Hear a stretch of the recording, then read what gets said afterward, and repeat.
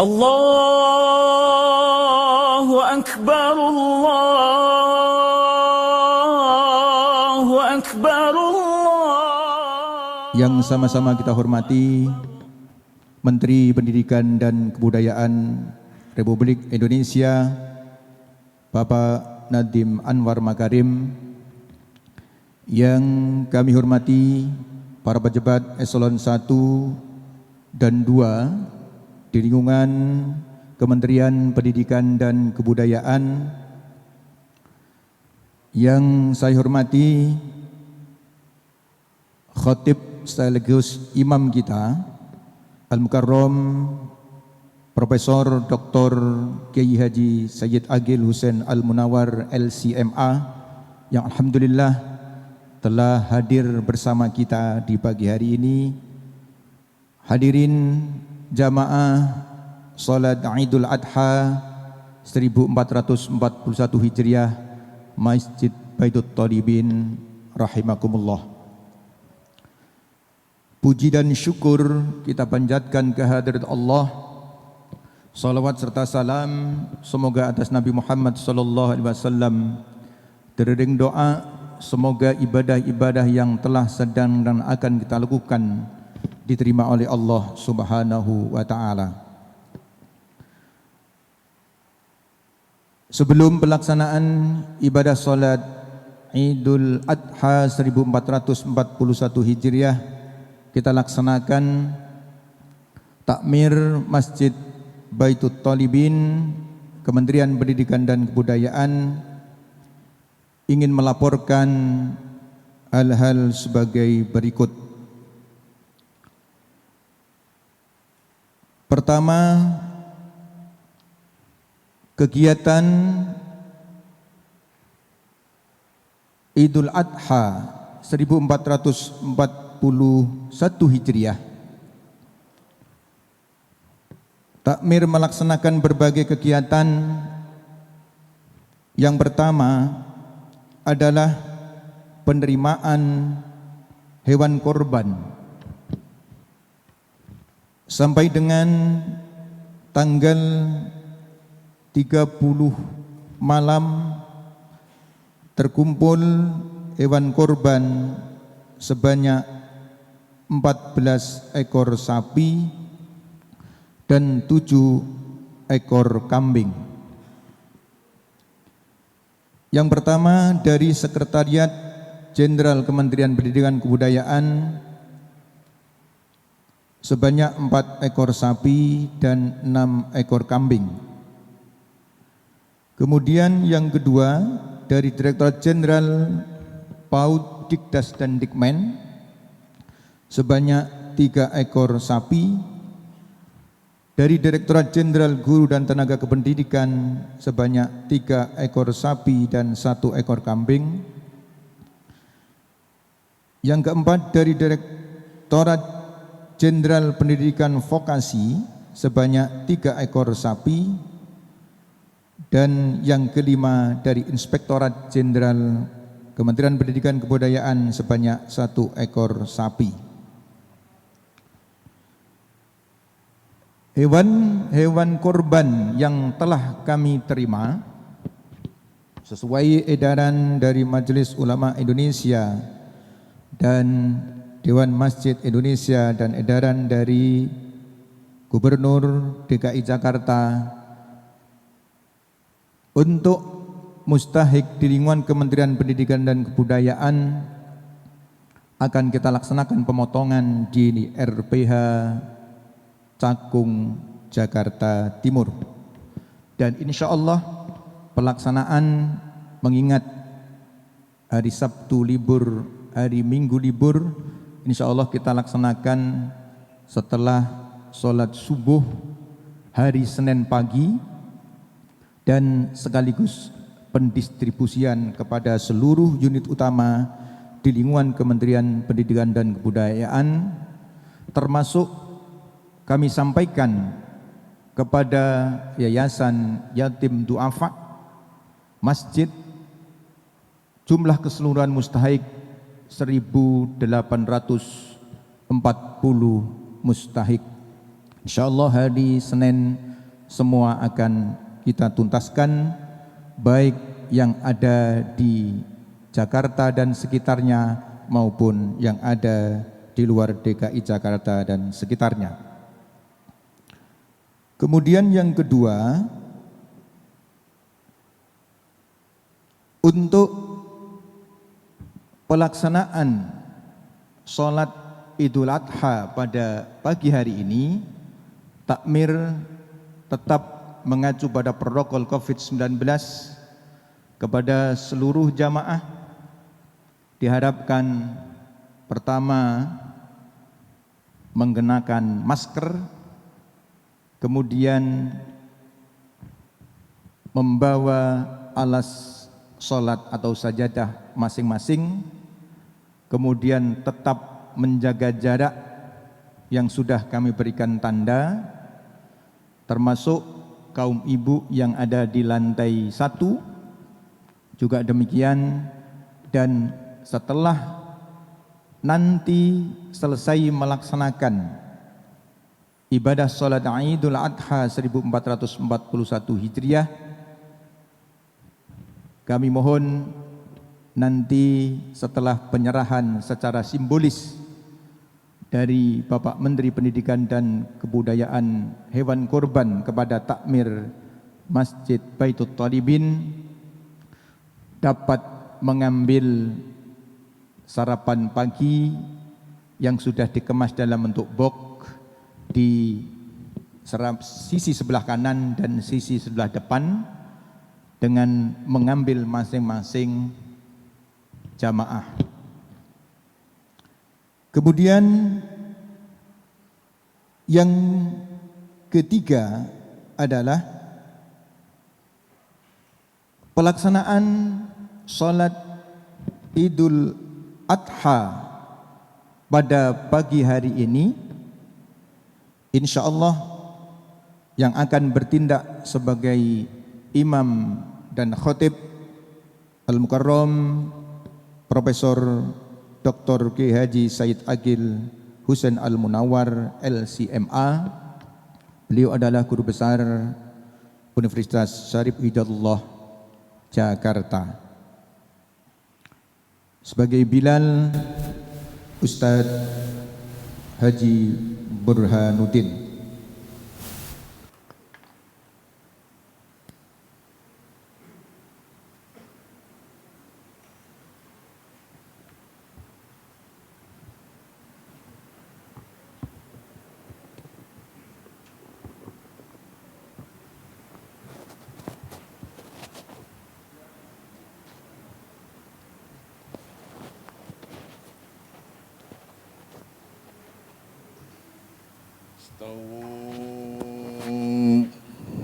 اعتدلوا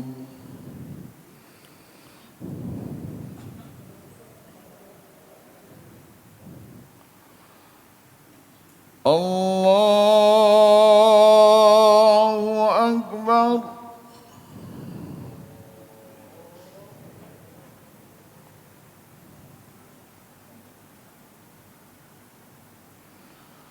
الله أكبر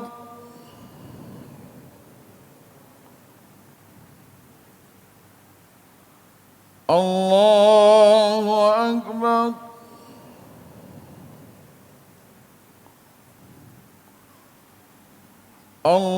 الله أكبر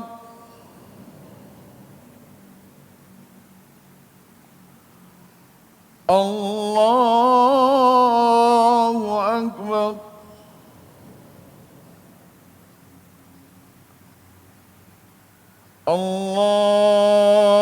الله أكبر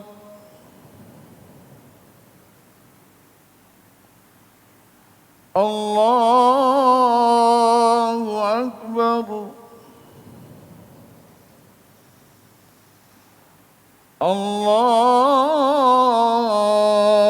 الله أكبر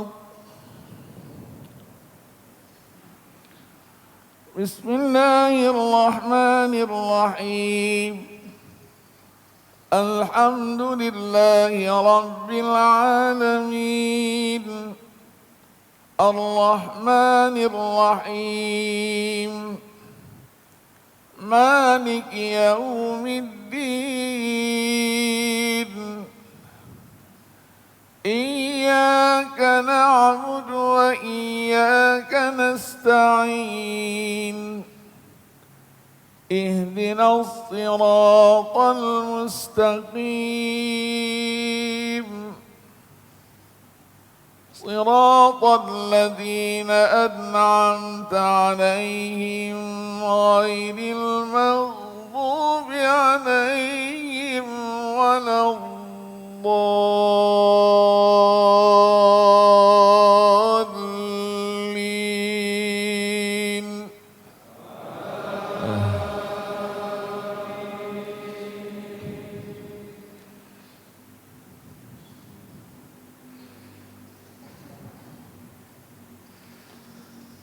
الحج أشهر معلومات فمن فرض فيهن الحج فلا رفث ولا فسوق ولا جدال في الحج وما تفعلوا من خير يعلمه الله وتزودوا فإن خير الزاد التقوى واتقون يا أولي الألباب. ليس عليكم جناح أن تبتغوا فضلا من ربكم فإذا أفضتم من عرفات فاذكروا الله عند المشعر الحرام واذكروا كما هداكم وإن كنتم من قبله لمن الضالين.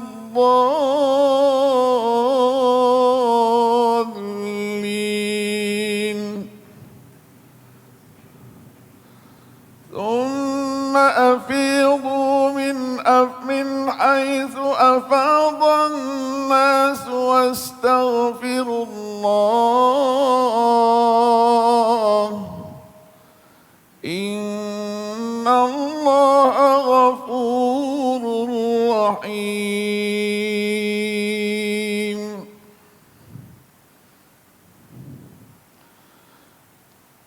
الله أكبر.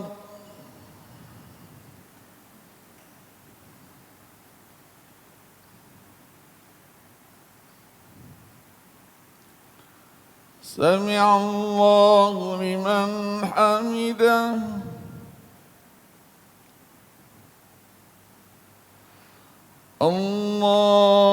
الله أكبر.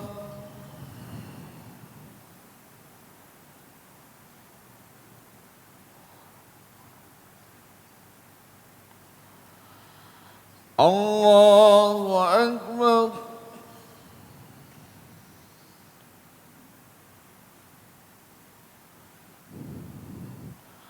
الله أكبر.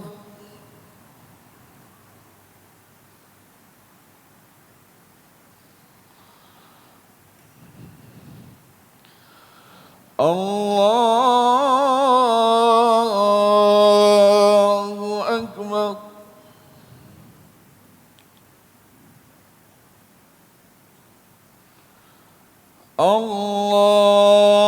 الله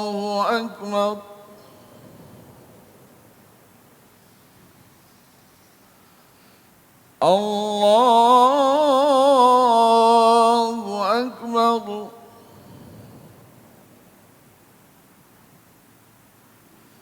الله أكبر.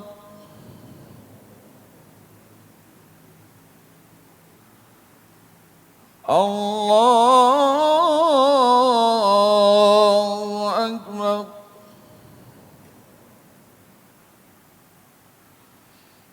الله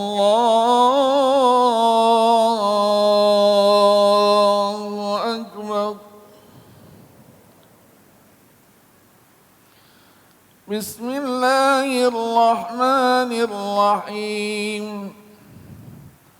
الحمد لله رب العالمين. الرحمن الرحيم. مالك يوم الدين. إياك نعبد وإياك نستعين. اهدنا الصراط المستقيم.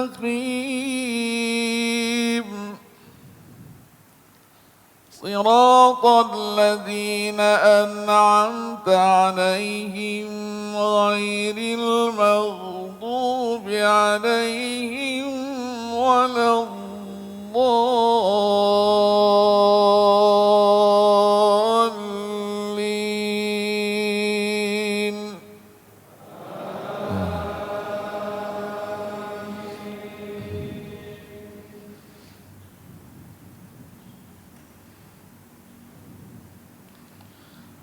فإذا قضيتم مناسككم فاذكروا الله كذكركم آباءكم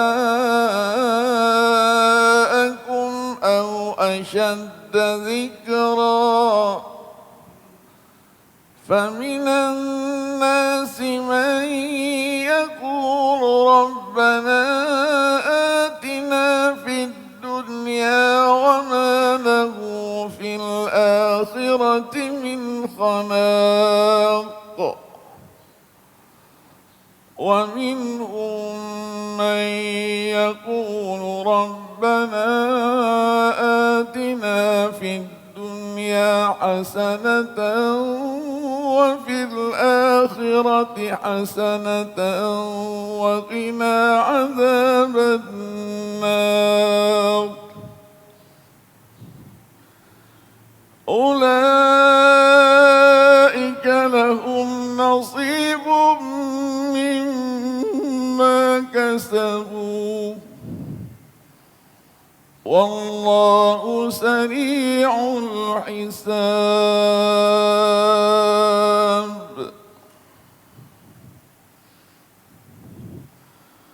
الله أكبر.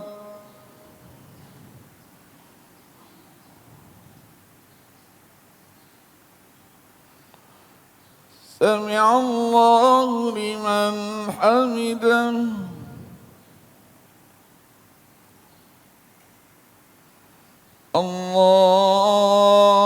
الله أكبر.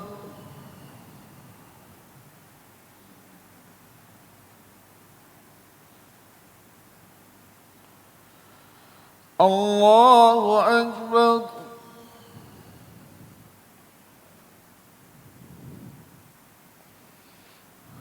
الله أكبر.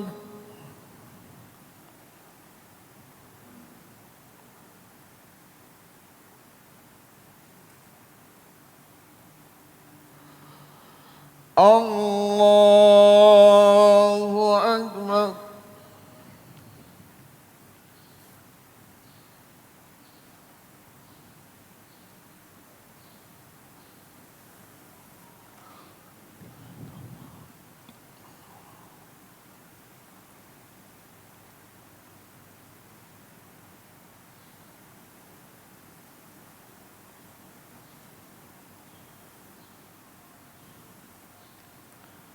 السلام عليكم ورحمة الله.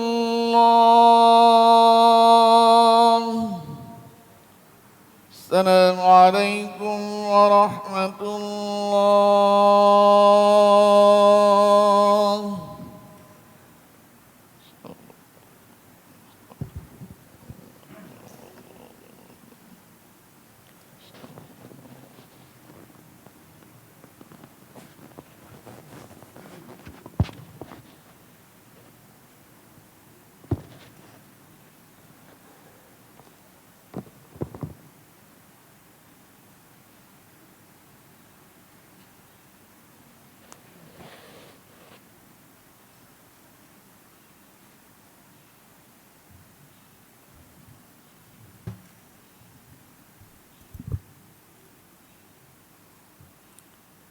Assalamualaikum warahmatullahi wabarakatuh. Bismillahirrahmanirrahim. Allahu akbar, Allahu akbar, Allahu akbar. Allahu akbar, Allahu akbar, Allahu akbar. Allahu akbar, Allahu akbar, Allahu akbar.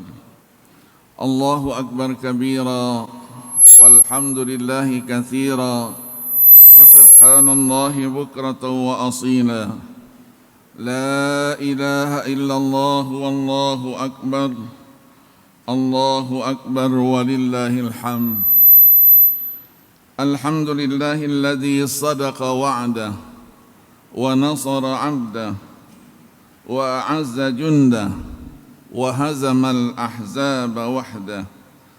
لا إله إلا الله وحده لا شريك له وأشهد أن سيدنا ونبينا محمدا عبده ورسوله. اللهم صل وسلم وبارك على سيدنا محمد وعلى آله وأصحابه ومن تبعهم بإحسان إلى يوم القيامة. أما بعد فيا أيها المسلمون رحمكم الله، اتقوا الله في كل ساعة وتزودوا به فإن خير الزاد التقوى. قال الله تعالى في كتابه الكريم: أعوذ بالله من الشيطان الرجيم. Inna a'tainakal kautsar fasalli li rabbika wanhar inna syani'aka huwal abtar. Alhamdulillah, kita semua bersyukur kehadirat ilahi Rabbi atas segala nikmat dan karunia-Nya sehingga kita semua dapat melaksanakan salat Idul Adha di Masjid Baitul Talibin yang kita cintai ini dalam keadaan sehat walafiat. Ada 3 macam nikmat yang Allah karuniakan kepada kita semua. Apabila ketiga macam nikmat tersebut bertemu secara bersamaan, hidup ini akan menjadi semakin sempurna, yaitu nikmat iman, kesehatan, dan kesempatan. Tidak semua orang mendapatkan ketiga nikmat tersebut. Alhamdulillah, kita semua di sini mendapatkannya. Karena hanya dengan ketiga nikmat itulah kita bisa berkumpul di sini dengan tetap berpegang teguh kepada nikmat tauhid. La ilaha illallah Muhammadur Rasulullah. Terlalu banyak nikmat Allah yang telah dikaruniakannya kepada kita. Tidak mungkin kita dapat menghitungnya. Sesuai dengan firman Allah Subhanahu wa taala, 2 kali disebutkan di dalam Al-Qur'an, surah Ibrahim ayat 34 dan surah An-Nahl ayat 18. Wa in ta'uddu ni'matallahi la tuhsuha.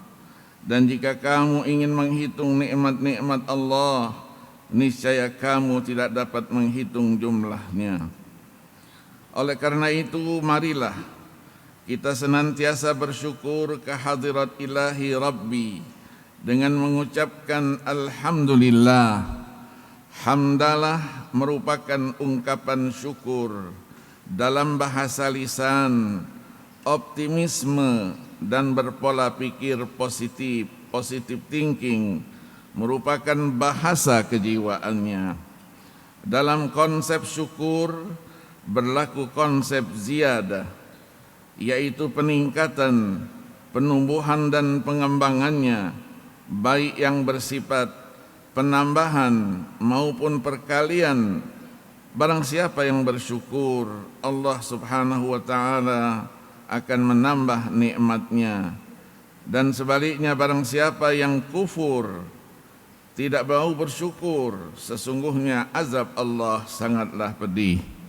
Wa idz ta'adzana rabbukum la in syakartum la azidannakum wa la in kafartum inna adzabi lasyadid. Allahu akbar, Allahu Akbar, Allahu Akbar, walillahil hamd. Ma'asyiral muslimin wal muslimat rahimakumullah. Sejak fajar menyingsing di pagi hari ini sampai terbenam matahari pada tanggal 13 Zulhijjah nanti, atau yang dinamakan hari-hari tasyrik, selama 4 hari berturut-turut kita berada dalam suasana Idul Adha, hari raya terbesar bagi umat Islam. Ucapan takbir, tahmid, tasbih dan tahlil kepada Allah Subhanahu wa taala dikumandangkan oleh kaum muslimin di seluruh penjuru dunia dengan penuh hikmat dan penghayatan atas kebesaran Allah, keagungannya, Tuhan yang mencipta alam semesta, pemelihara dan pembimbing manusia. Pada pagi hari ini 10 Zulhijjah 1441 Hijriah, kita bersama-sama berkumpul di tempat yang mulia ini tidak lain kecuali untuk memenuhi perintah Allah menjalankan salat Idul Adha secara berjamaah. Dan juga pada tanggal 9 Zulhijjah kemarin kita dianjurkan untuk melaksanakan perintah puasa sunnah Arafah yang mempunyai fadilah dan keutamaan yang besar bagi siapa yang melaksanakannya. Rasulullah sallallahu alaihi wasallam bersabda, "Shaumu yaumi Arafah yukaffiru sanatain madiyah wa mustaqbalah." Rawahu Muslim. Barang siapa yang puasa pada hari Arafah akan menghapus dosa 2 tahun, yaitu dosa 1 tahun yang telah lalu dan 1 tahun yang akan datang. Pada hari ini jutaan saudara-saudara kita yang biasanya dari seluruh penjuru dunia sedang menunaikan ibadah haji yang pada tahun ini dibatasi hanya 10.000 orang saja, dengan niat dan tujuan yang sama, yaitu untuk memenuhi panggilan Allah, yakni berhaji. Di antara mereka ada yang mempunyai kelebihan sebagai aulia, salihin, orang-orang yang ikhlas dan orang-orang yang mulia lainnya. Ada di antara mereka bukanlah orang yang berkecukupan, tetapi karena niat mereka yang sangat kuat, dengan cara hidup yang hemat, mereka menabung sedikit demi sedikit di balik keterbatasan hidup yang harus dihadapinya, seperti terlaksana pada tahun-tahun yang lalu. Labbaik Allahumma labbaik, labbaik la syarika laka labbaik, innal hamda wan ni'mata laka wal mulk la syarika. Prosesi ibadah haji merupakan simbolisasi perjalanan menuju Allah Subhanahu wa taala dengan keikhlasan sebagai landasannya, semata-mata karena Allah dan tidak ada sedikit pun niat untuk yang lainnya.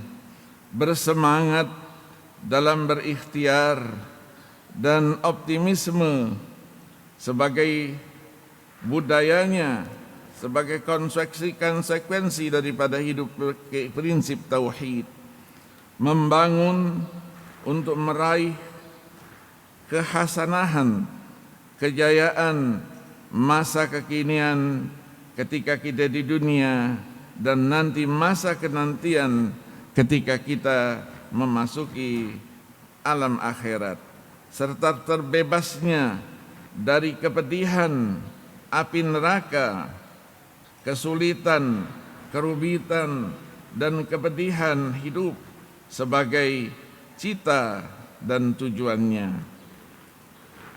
Saudara-saudara kaum muslimin dan muslimat yang berbahagia, ibadah haji adalah ibadah yang penuh dengan pergerakan, sangat dinamis dalam bahasa, dalam dimensi, posisi, dan juga waktu, Memang itulah perjalanan hidup, selalu bergerak dalam dimensi ruang dan waktu. Dan selanjutnya, dari semua gerakan ibadah haji, apakah itu tawaf, sa'i, dan seluruh gerakan-gerakan lainnya, ketika berada di Arafah, di kota Mina untuk melontar 3 jamrah, semuanya mengandung hikmah dan pelajaran yang luar biasa. Maka dari itu, semoga segala amal ibadah yang telah kita laksanakan, terutama salat Id yang baru saja selesai kita laksanakan, diterima di sisi Allah Subhanahu wa ta'ala dan mampu memberikan kepada kita kesan yang mendalam untuk ketentraman jiwa dan kekuatan iman sebagai bekal untuk menempuh segala macam perjuangan hidup demi kejayaan agama, nusa dan bangsa. Allahu Akbar, Allahu Akbar, Allahu Akbar, walillahil hamd. Saudara-saudara hadirin muslimin dan muslimat yang berbahagia, beberapa kali kita lihat kenyataan bahwa apa yang dilaksanakan di dalam pelaksanaan ibadah haji memberikan pelajaran yang luar biasa kepada kita semua. Maka dari itulah apa yang kita lakukan dan kita niatkan semata-mata untuk Allah Subhanahu wa ta'ala, tidak untuk yang lainnya, dengan penuh pengorbanan. Maka kegiatan korban seperti ini selain bertujuan mendekatkan diri kepada Allah, juga dimaksudkan untuk semakin meningkatkan kepekaan kita kepada sesama, terutama bagi saudara-saudara kita yang berada pada posisi ekonomi yang tidak menguntungkan.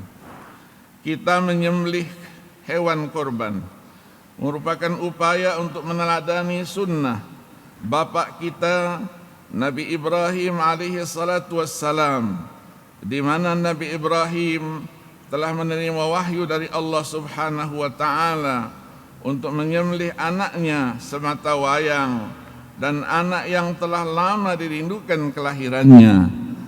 Karena ketika beliau berusia 123 tahun dan istri beliau berusia 92 tahun, menginginkan seorang anak, Allah Subhanahu wa ta'ala karuniakan dalam doanya, Rabbi habli minas salihin, fabasyarnahu bighulamin halim. Ternyata dalam perjalanannya, ketika anak memasuki usia remaja, sedang anak itu untuk dicintai dan memberikan satu kegembiraan tersendiri bagi kedua orang tua. Pada malam hari, Nabi Allah Ibrahim alaihissalam bermimpi untuk menyembelihnya, diperintahkan untuk menyembelihnya. Ketika disampaikan perintah itu, sang anak menerima dengan sukarela dan berdoa kepada Allah semoga ia masuk dalam orang-orang yang sabar. Falamma balagha ma'ahu sa'ya qala ya bunayya inni ara fil manami anni azbahuka fanzur madza tara. Qala ya abati if'al ma tu'mar satajiduni insyaallahu minas sabirin. Allah Subhanahu wa ta'ala menjelaskan di dalam firman-Nya. Kalau kita baca surah Saffat dimulai dari ayat 100 dan seterusnya, menceritakan tentang itu. Sang anak berserah diri dan dibawalah sebuah bukit yang disebut dengan Bukit Qurban. Ketika ditentangkan, direbahkan untuk disembelih, ternyata Allah Subhanahu wa ta'ala mempunyai kehendak lain, diganti dengan seekor domba. Inna a'tainakal kautsar fasalli li rabbika wanhar inna syani'aka huwal abtar. Maka berkorban sangat dianjurkan.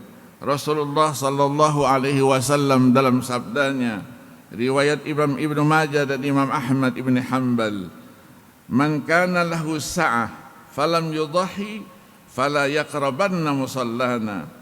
Siapa saja yang memiliki kemampuan tetapi ia tidak mau berkorban, maka janganlah sekali-kali mendekati tempat salat kami. Hadis di atas menunjukkan betapa beratnya ancaman bagi orang-orang yang mampu tapi tidak mau berkorban. Maka dari itulah, marilah kita gunakan kesempatan yang baik ini bagi kita yang mampu agar melaksanakan ibadah korban. Ingatlah, hidup pasti akan berakhir. Harta kekayaan yang kita miliki pasti akan kita tinggalkan begitu saja. Kecuali pahala amal kebajikan sajalah yang akan kita bawa dan mengikuti kita sampai kita menuju alam baqa. Alangkah baiknya sekiranya umur yang masih tersisa ini kita gunakan untuk mengumpulkan bekal kelak di akhirat, yakni dengan amal-amal kebajikan, termasuk di antaranya adalah menyembelih korban. Allahu Akbar, Allahu Akbar, Allahu Akbar, walillahil hamd. Allah Subhanahu wa ta'ala telah mengutus para nabi dan rasul untuk mengajarkan tentang prinsip-prinsip tauhid, keimanan sebagai landasan kehidupan. Para nabi dan rasul tersebut tidak hanya mengajarkan tentang risalah kenabian, tetapi sekaligus juga sebagai model referensi, membangun tradisi profetik yang tidak dapat dijadikan sebagai contoh keteladanan bagi kita semua dalam membangun, kecuali dengan prinsip tauhid itu, baik ketika kita ingin membangun bangsa dan negara kita yang kita cintai ini. Banyak ayat-ayat yang bercerita tentang perjalanan masa lalu yang penuh dengan pelajaran, penuh dengan ketauladanan. Nabi Ibrahim alaihi salatu wassalam telah memberikan keteladanan. Paling tidak, yang pertama pentingnya pengenalan hujjah, yaitu pendekatan alasan rasional dalam proses mencari kebenaran, namun akhirnya harus ditutup dengan kepatuhan dan ketundukan secara total. Dialog untuk memberikan hujjah, alasan tauhid, dapat kita baca antara lain misalnya surah Asy-Syu'ara dimulai dari ayat 69 dan seterusnya. Terjadi dialog antara beliau dan ayahnya serta kaumnya. Maka ketertundukan itu bukan berarti hilangnya rasionalitas menjadi irasional, tetapi di balik rasionalitas itu ada transrasional.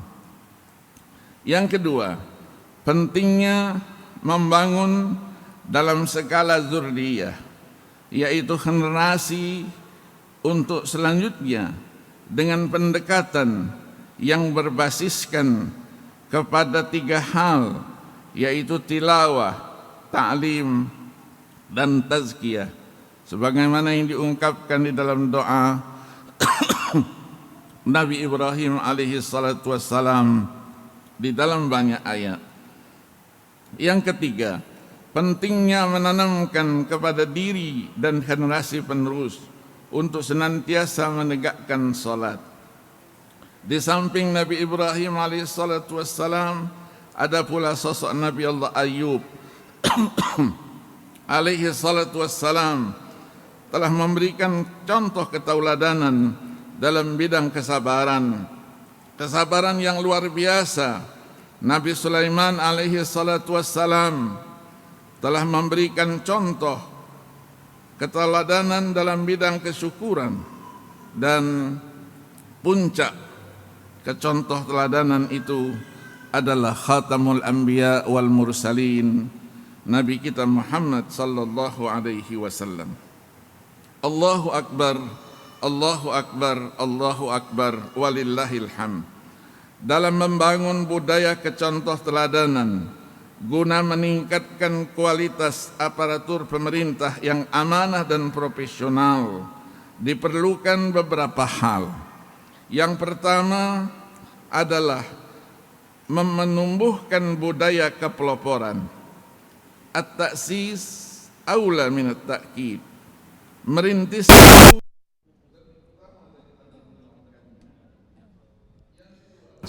adalah membangun budaya istiqamah. Yang ada satu ya.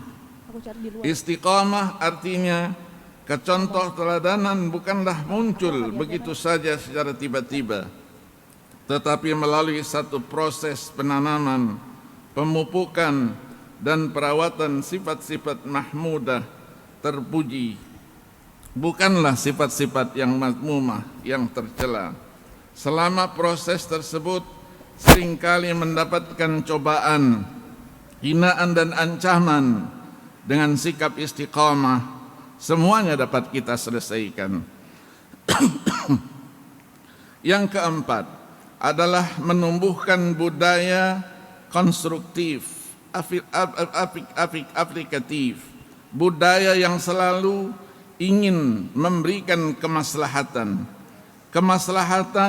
dan kemanfaatan dan saling menyempurnakan. Dengan budaya konstruktif ini, interaksi antara kita akan membentuk sifat positifnya,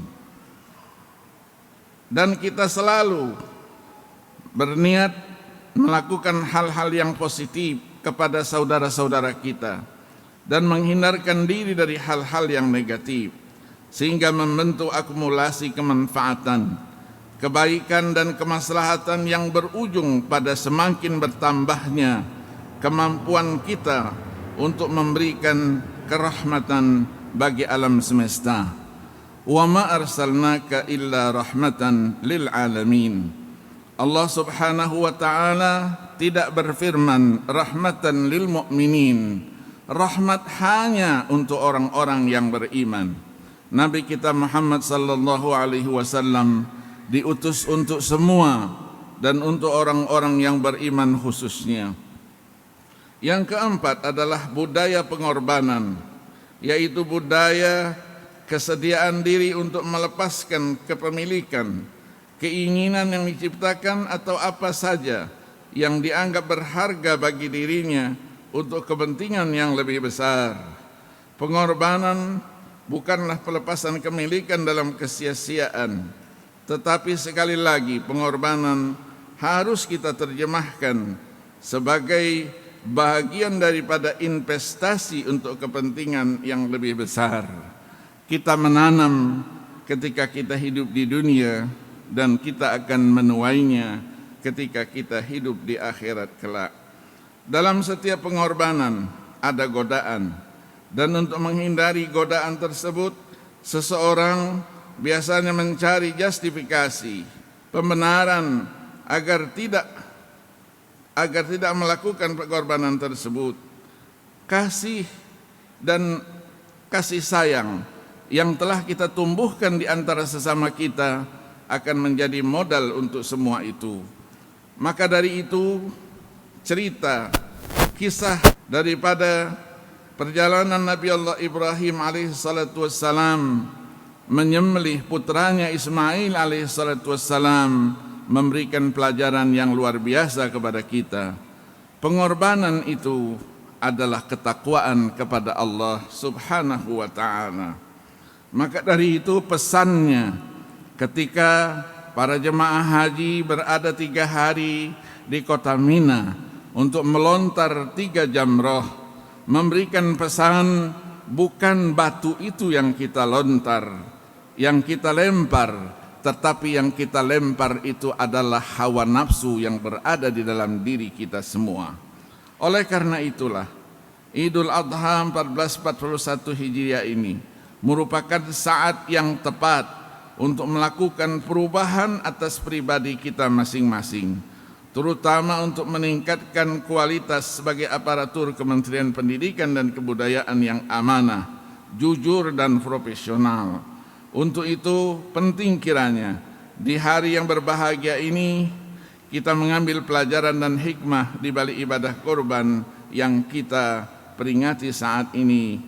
Dengan cara pertama, hendaknya ibadah kurban yang kita lakukan dapat kita jadikan sebagai lambang untuk menyembelih dan melenyapkan segala bentuk sifat-sifat kebinatangan yang mungkin ada pada diri kita, seperti tidak mengerti dan tidak mengenal halal dan haram, selalu bersikap sombong, dengki, iri hati, serakah, rakus, riak dan sum'ah, atau suka pamer dan ingin menang sendiri. Insya Allah, dengan hilangnya sifat-sifat tersebut, kita akan terbebas dari perbuatan maksiat, baik yang merugikan diri kita sendiri atau merugikan orang lain. Yang kedua, hendaknya semangat berkorban yang kita dapat kita jadikan sebagai sarana untuk memantapkan keimanan dan ketakwaan, motivasi untuk menghilangkan segala bentuk kemungkaran yang ada di sekeliling kita, baik kemungkaran yang mengarah kepada kemaksiatan seperti korupsi, pornografi, perjudian, minum-minuman keras dan sebagainya, serta pelacuran, atau bahkan kemungkaran yang berpotensi menggerogoti keimanan kita kepada Allah Subhanahu wa taala. Yang ketiga, yang kita bisa ambil dari ibadah korban adalah meskipun perintah untuk menyembelih hewan korban memang hanya sekali dalam setahun dan itu hanya ditujukan kepada orang yang mampu, akan tetapi memiliki sifat semangat dan kemauan untuk berkorban hendaknya tetap berada pada diri kita masing-masing pada setiap waktu dan saat.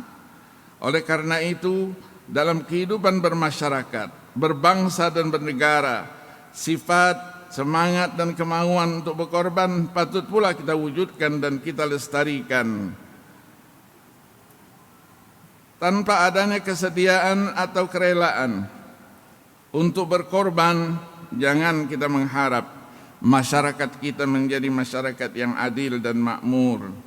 Apa yang disebutkan di dalam Al-Quran dengan sebutan baldatun thayyibatun wa rabbun ghafur. Hadirin kaum muslimin dan muslimat yang berbahagia, hari ini kita sedang berbahagia di samping kita mengenang kembali dan bertekad untuk meneladani sunnah Nabi Allah Ibrahim alaihi salatu wassalam berupa ajaran kurban. Kita pun teringat dengan kaum muslimin yang memiliki istita'ah, saudara-saudara kita yang pada kemarin dan hari ini berjumlah lebih kurang 10.000 orang tengah berada di tengah tanah suci menunaikan ibadah haji. Pada tanggal 9 Dzulhijjah kemarin, mereka semua berkumpul di Padang Arafah dengan pakaian serba putih yang melambangkan kesucian karena menghadap yang maha suci, Allah Subhanahu wa ta'ala. Dan yang membedakan di antara mereka hanyalah kualitas ketakwaannya masing-masing. Ketika mereka mengucapkan labbaik Allahumma labbaik, labbaik la syarika laka labbaik, innal hamda wan ni'mata laka wal mulk la syarika lak. Ada dua jawaban yang akan diberikan oleh para malaikat. Yang pertama jawaban labbaik wa sa'daik. Engkau memang memenuhi panggilanku dan engkau menjadi orang yang berbahagia.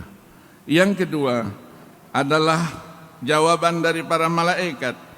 Karena apabila kita menunaikan ibadah haji tidak dengan niat yang tulus dan ikhlas semata-mata karena Allah, maka akan dijawab la labbaik wala sa'daik. Kamu tidak memenuhi panggilan dan kamu tidak akan berbahagia. Mungkin sengatan terik panas matahari tidak mereka hiraukan, dinginnya udara di malam hari mereka hadapi dengan ketabahan dan kerinduan. Pada kampung halaman mereka bertahun-tahun mereka tunggu untuk keberangkatan ke sana. Semua itu mereka lakukan dengan hanya berpegang teguh dan pada satu tujuan mulia, mengharapkan ridha dan ampunan Allah Subhanahu wa ta'ala. yang telah memanggil mereka datang ke sana. Maka dari itu, orang yang beribadah haji, man hajja falam yarfus walam yafsuk, mulutnya dijaga, perbuatannya dijaga, dijamin oleh Allah Subhanahu wa taala, ia adalah orang yang akan keluar dari dosanya bersih daripada dosa dan kesalahan, bagaikan bayi yang baru dilahirkan oleh ibunya. Allahu akbar, Allahu akbar, Allahu akbar, walillahil hamd. Marilah khutbah Idul Adha 1441 ini kita akhiri dengan memanjatkan doa kehadirat Allah Subhanahu wa taala, Zat yang Maha Pemurah, Maha Mengetahui. Allahumma salli ala Sayyidina Muhammad wa ala ali Sayyidina Muhammad. Allahumma ya Allah, ya Tuhan kami, kini kami bersimpuh di hadapan-Mu. Tiada lain yang kami harapkan adalah ridha-Mu. Atas segala amal ibadah kami, ridhailah kami ya Allah. Terimalah amal ibadah kami ya Rahman, ya Rahim. Ya Allah, ya Tuhan kami, ampunilah dosa-dosa kami, dosa-dosa kedua orang tua kami, dosa-dosa orang-orang yang pernah berjasa dan membentuk karakter kami, kaum muslimin dan muslimat secara keseluruhan, mukminin dan mukminat, baik yang masih hidup maupun yang telah mendahului kami. Sesungguhnya Engkau Maha Pengampun terhadap dosa dan kesalahan. Ya Allah, ya Tuhan kami yang Maha Kaya, berikanlah kepada kami rezeki yang halal, yang dengan rezeki itu kami dapat membantu orang-orang yang fakir dan miskin, dan dengan rezeki itu pula kami akan dapat melakukan sunnah-Mu, sunnah Nabi Allah Ibrahim alaihissalatu wassalam, yaitu menyembelih kurban dengan harta kami demi untuk kesejahteraan bangsa dan rakyat kami. Ya Allah, ya Rabbana, tunjukkanlah kepada kami pemimpin-pemimpin kami ke jalan yang lurus, yang dapat mengantarkan kami kepada sifat kearifan dan dapat mengayomi kami dan memimpin kami menuju jalan yang benar. Ya Allah, ya Tuhan kami yang Maha Kuasa, jadikanlah negeri kami, negeri Indonesia ini, negeri yang aman, tentram, adil dan makmur, di bawah naungan rahmat dan kasih sayang-Mu, Rabbul Izzati wal Jalal. Bebaskanlah kami dari segala macam ujian dan cobaan.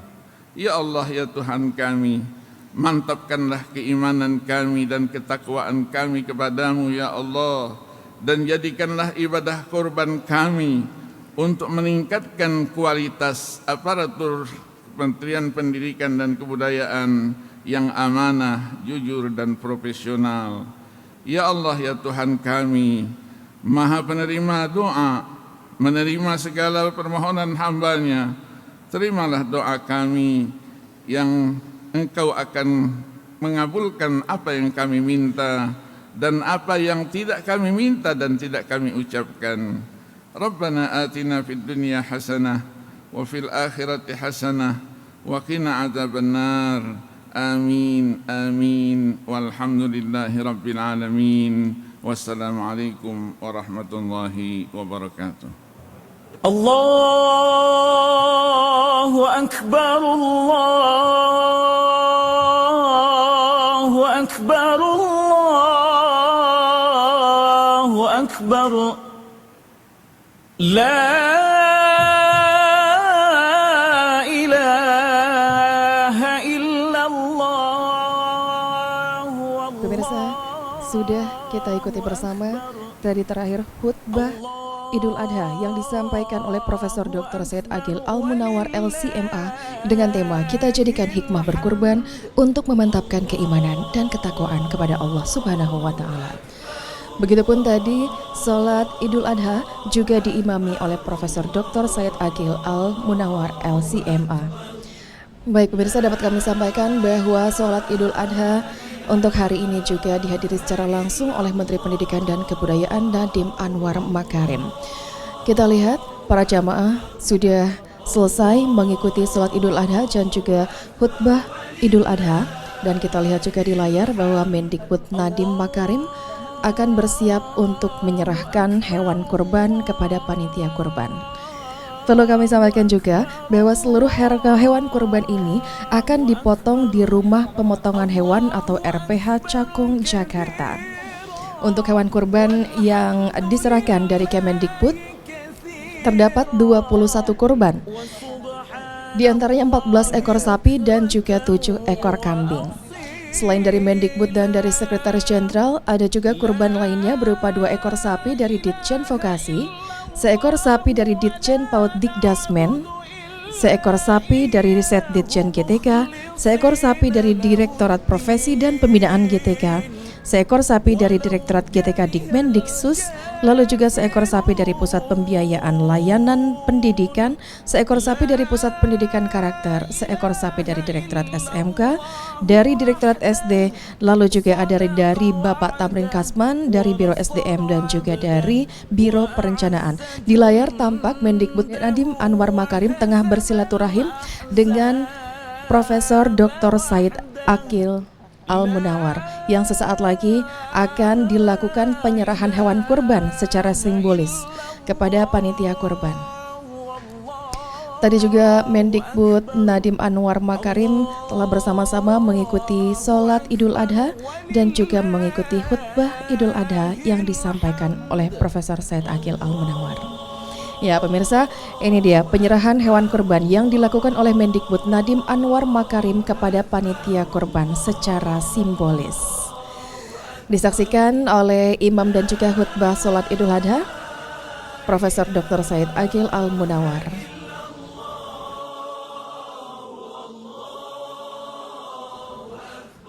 Ya pemirsa, total penyerahan hewan kurban ada 14 ekor sapi dan 7 ekor kambing. Dan seluruh hewan kurban ini nantinya akan dipotong di rumah pemotongan hewan atau RPH Cakung, Jakarta. Terlihat juga di sini kita semua tetap menerapkan protokol kesehatan yang ditetapkan. Baik pemirsa, Mendikbud Nadiem Anwar Makarim bergegas untuk meninggalkan lokasi setelah tadi melakukan penyerahan secara simbolis hewan kurban kepada panitia kurban. Dan seluruh jamaah pun tadi bisa Anda tampak lihat di layar bahwa seluruhnya menerapkan protokol COVID-19 dengan menjaga jarak dan juga tidak bersentuhan secara langsung. Ya, masih tampak di layar bahwa Mendikbud Nadiem Anwar Makarim sudah meninggalkan Kementerian Pendidikan dan Kebudayaan Senayan, Jakarta. Setelah tadi bersama-sama mengikuti sholat Idul Adha secara berjamaah dan mengikuti khutbah Idul Adha yang disampaikan oleh Guru Besar UIN Syarif Hidayatullah. Ya pemirsa, demikian tadi pelaksanaan sholat Idul Adha di Kementerian Pendidikan dan Kebudayaan Senayan, Jakarta. Akhirnya saya Larasati dan seluruh kru mengucapkan terima kasih banyak atas perhatian Anda. Selamat Idul Adha 10 Zulhijjah 1441 Hijriah. Selamat pagi dan wassalamualaikum warahmatullahi wabarakatuh. وسبحان الله بكرة وأصيلا لا إله إلا الله ولا نعبد إلا إياه مخلصين له